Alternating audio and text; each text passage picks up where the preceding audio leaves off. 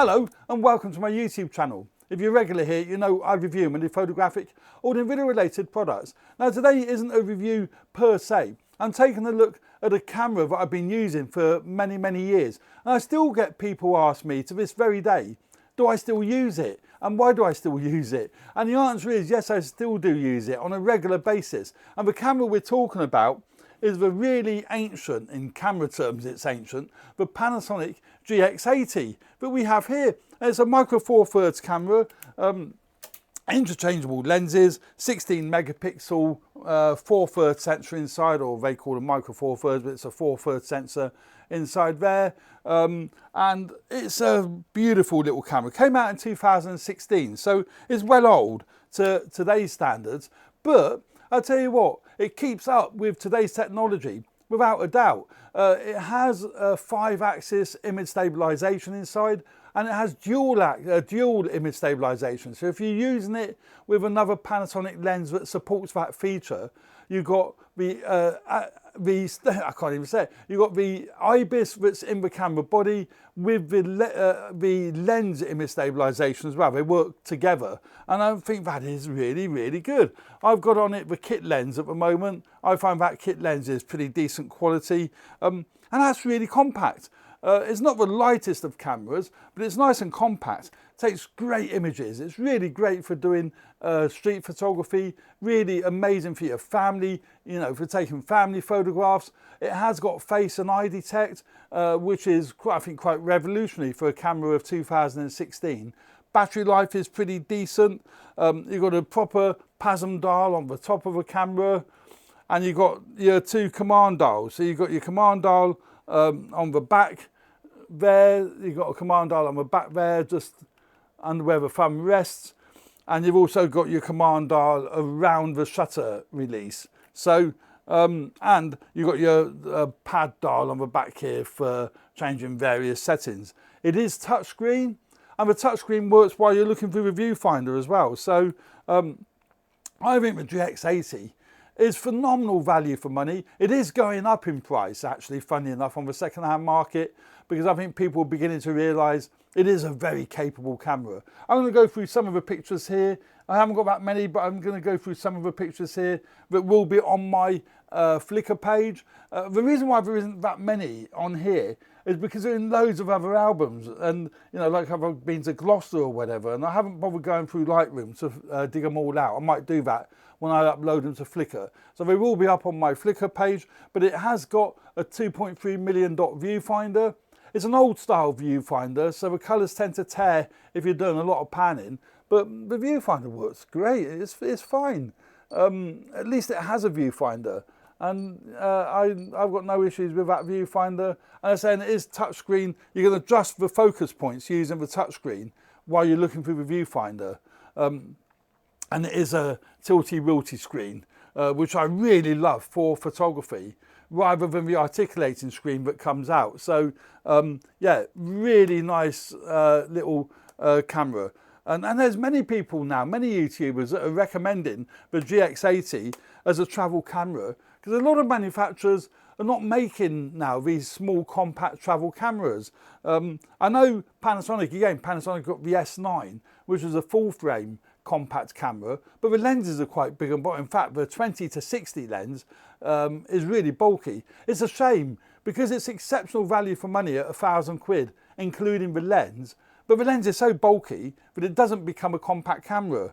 But this is a truly compact camera with this kit lens on it. That makes that nice and compact. Take that anywhere. And yeah, great little camera. It does 4K video. I don't use it for video, but the video quality is pretty decent. It uses depth from defocus or contrast detect autofocus. It hasn't got a phase detect autofocus points. But again, for photography, who worries about that? As I say, it takes all the micro four third lenses you like to fit on it. So I've got a little 14mm micro four third lens on my little GM1. That's another lovely dinky little camera. This I leave in full auto actually. It's a really lovely little camera in full auto. It's too fiddly to use in manual, but in full auto works absolutely fine. And it is touch screen, touch to focus. The only thing with this one, it hasn't got the tilty-wilty screen. But you know, quite often I'll go out with a really small camera bag and I'll take this one because it uses the same lenses, same micro four thirds mount inside there. 16 megapixel, I would imagine it's the same sensor. Might not be, I don't know, but I would imagine it is. 16 megapixel sensor inside there. And very often I'll just go out, if I'm not going out taking anything serious, I'll go out with my little GM1 and my Panasonic GX80, and that suits me fine. I know I'm going to get some great images. If we look at some of the images here, you can see clarity is really good, dynamic range is really good. You can bring up the highlights or take down the highlights and bring up the shadows if you need to.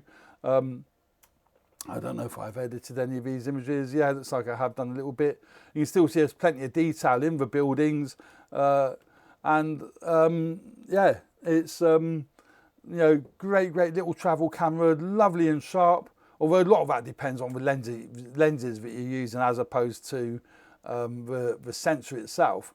But 16 megapixels is more than enough to resolve the detail that you're going to want to resolve.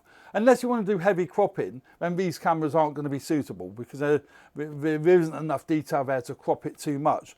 But if you're doing a little bit of cropping, then these cameras are absolutely super. Really like them. And I say they're so compact. It's a shame that Panasonic, since 2016, as I say, this came out in 2016, so it's 9 years old, and it still stands up today. It's got a nice grip, so you can grip it nice and easily. And as I say, with the 5-axis in-body image stabilization, works great. Rechargeable batteries, obviously, you know, take the batteries out, put other batteries in, one SD card slot, that go, you know, that's inside the battery compartment. That's absolutely fine. They're still using the same design now, years later, so it must have worked. Also, the tripod mount is far enough away from the battery compartment if you have got it on a little grip or on a tripod. If you've got a small tripod plate on there, you can still get to your battery and you can still get to your SD card. So yeah, it hasn't got power delivery or any of those fancy features that modern cameras have, although it has got a USB port. I tend to just take the card out and then put the card straight into the computer. Yeah, lovely little camera. I still highly recommend it in 2025, and I think I will do, carrying on, you know. So there we go.